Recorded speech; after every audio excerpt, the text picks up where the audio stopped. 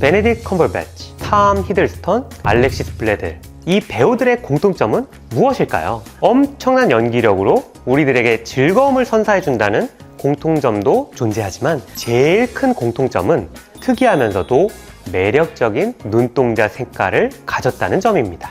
이 배우들은 자신이 가지고 있는 눈동자 색깔의 매력을 토대로 영화 속에 나오는 수많은 캐릭터들을 연기함으로써 우리에게 더 큰 몰입감을 전달해주죠. 그런데 이러한 배우들을 보고 있노라면 한 가지 욕망이 피어나게 됩니다. 나도 저 눈동자 색깔을 가져볼 수 없을까? 라는 생각이죠. 과연 내 눈동자 색깔을 매력적으로 바꿔줄 수 있는 제품이 세상에 존재할까요? 존재한다면 얼마에 구입할 수 있으신가요? 또 내 눈동자 색깔을 바꾸는 조건으로 어디까지 포기할 수 있으신가요? 저는 안과 전문의 백진학 원장이고요. 오늘은 눈동자 색깔을 바꿔준다는 안약에 대해 이야기해 보도록 하겠습니다.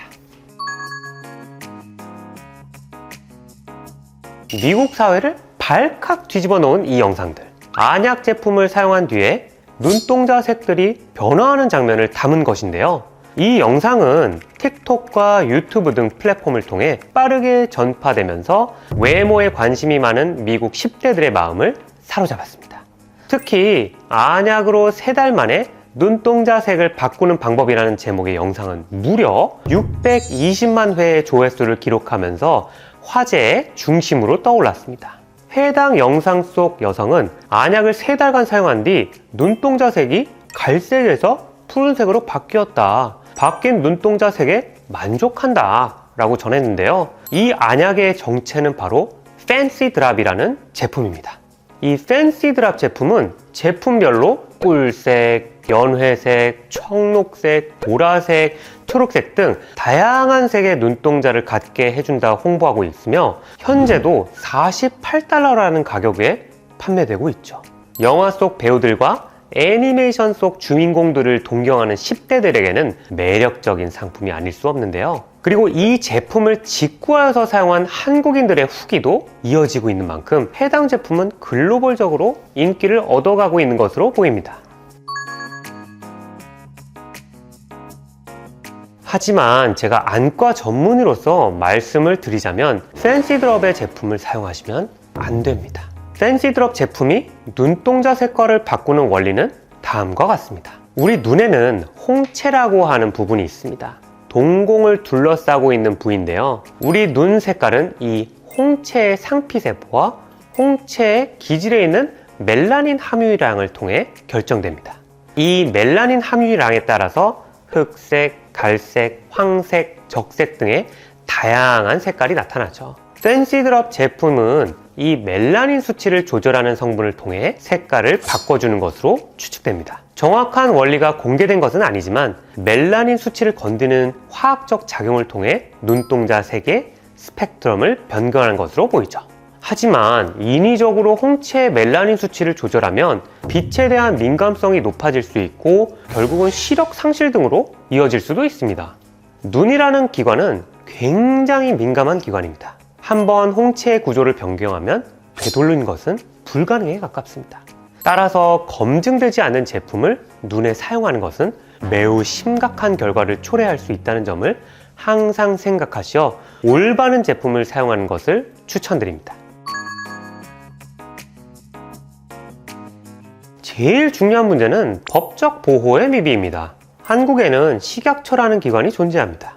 식약처는 국민을 보호하기 위해 의료 서비스나 의약품, 의료기기, 식품, 화장품 등 인간이 섭취, 투여, 사용하는 제품에 대한 허가 여부를 결정하는데요. 만약 허가받지 않은 제품을 사용하다가 문제가 발생했을 경우 그 책임은 온전히 소비자가 지어야 합니다. 그리고 팬시 드럽 제품은 미국 FDA 승인은 물론 우리나라 식약처의 허가를 받지 않았죠. 때문에 팬시 드럽스를 사용하다가 문제가 생겼다 하더라도 법적으로 보호를 받기가 굉장히 힘듭니다. 개인이 미국에서 해당 제조사를 상대로 소송을 진행해야 하는데 현실적으로는 거의 불가능에 가깝죠. 따라서 이러한 제품은 공식적인 기관에 의해 허가가 나기 전까지는 사용하지 않는 것이 바람직해 보입니다. 수술적인 방법으로 눈동자 색상을 바꾸는 방법도 있긴 합니다. 해외에서는 수술 사례들을 종종 찾아볼 수 있는데요. 바로 눈동자 색에 영향을 주는 멜라닌 색소를 제거하는 레이저를 이용하는 방법이나 각막에 색을 입히는 방법, 고형물을 삽입하는 방법 등이 있죠. 이 중에서 가장 대표적인 방법은 바로 각막 색소 침착 방식이라는 수술입니다. 각막에 색소를 주입하는 것으로 2000년대에 눈 재건이나 외상성 홍채 손상을 위한 치료 목적으로 개발됐습니다. 하지만 2010년대에 들어오면서 미용 목적으로 쓰이기 시작했죠. 문제는 수술적 방법도 부작용의 위험이 커서 주의를 해야 한다는 것입니다. 아직 장기적인 연구 결과가 부족할 뿐더러 시력 저하나 실명, 염증, 녹내장 등 각종 합병증에 대한 위험성도 여전히 남아있기 때문이죠. 실제로 2016년 한 미국 여성은 콜롬비아에서 눈동자 색깔을 밝은 회색으로 바꾸기 위한 수술을 진행했다가 오른쪽 눈은 80%, 왼쪽 눈은 50% 정도의 시력을 잃었다는 사례가 보고됐기도 합니다. 팬시 드롭스나 눈동자 색깔 수술에 비하면 서클렌즈나 컬러렌즈 같은 제품들은 훨씬 안전합니다. 제도권 안에서 생산되고 유통되는 구조로 소비되는 제품들은 식약처의 의료기기로 등록돼서 허가를 받아야 되기 때문이죠.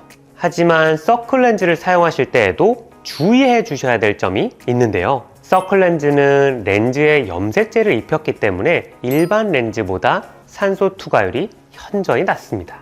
각막에 산소가 제대로 공급되지 못하면 눈이 건조해지고 쉽게 피로해져서 충혈과 안구 건조증으로 이어질 수 있습니다. 따라서 하루 4시간 이내로 착용하는 것을 권장드리며 렌즈를 착용하면 눈이 많이 건조해지기 때문에 무방부제 인공 눈물을 수시로 사용하는 것이 좋겠습니다. 눈동자 색깔은 개인의 개성이나 매력을 더해주는 요소임을 부정할 수는 없습니다. 어찌 보면 매력적이면서 특이한 눈동자 색깔을 갖고자 하는 것은 인간이 가지고 있는 기본 욕망 중 하나일 수 있죠. 하지만 제가 안과 전문의로서 당부드리고 싶은 말씀이 있습니다. 의학적으로 그리고 과학적으로 안전하면서 기관과 학교에 인정받은 방법이 등장할 때까지는 기다리는 것이 훨씬 낫다는 점입니다. 우리의 눈은 너무도 소중한 기관입니다. 단순히 예쁘지 않다고, 색깔이 마음에 들지 않다고 기능적인 위험성을 감수할 필요는 없다고 생각합니다. 따라서 눈동자의 색이 마음에 안 드시는 분들은 눈동자 색을 바꾸는 방법을 찾아보시는 것보다 지금 내 눈동자 색깔의 매력을 찾아보는 것이 더 현실적이고 득이 되는 결정이 되리라 생각됩니다. 지금까지 안과 백선생 백진학 원장이었습니다. 감사합니다.